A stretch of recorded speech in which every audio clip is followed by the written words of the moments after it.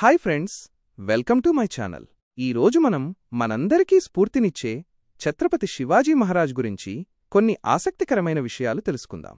ఆయన గురించి మనకు తెలిసినవి చాలా తక్కువ.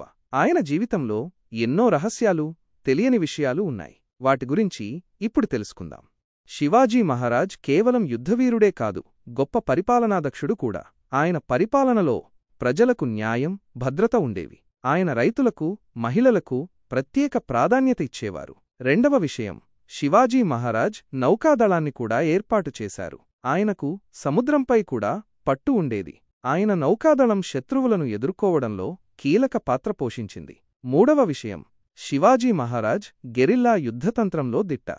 శత్రువులను ఆకస్మికంగా దాడిచేసి ఓడించడంలో ఆయనకు ఎవరూ సాటిలేరు. ఆయన యుద్ధవ్యూహాలు ఇప్పటికీ సైనిక పాఠశాలల్లో బోధిస్తున్నారు.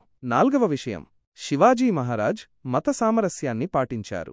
ఆయన సైన్యంలో అన్ని మతాలవారు ఉండేవారు. ఆయన మసీదులు, చర్చిలను కూడా గౌరవించేవారు.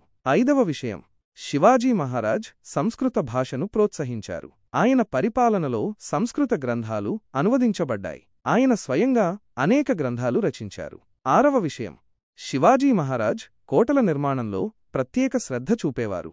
ఆయన నిర్మించిన కోటలు శత్రువులకు దుర్భేద్యంగా ఉండేవి. రాయగఢ్ కోట ఆయన నిర్మాణ నైపుణ్యానికి నిదర్శనం. ఏడవ విషయం, శివాజీ మహారాజ్ తన గూఢచారుల వ్యవస్థను చాలా పటిష్టంగా ఉంచారు. శత్రువుల కదలికలను ఎప్పటికప్పుడు తెలుసుకునేవారు.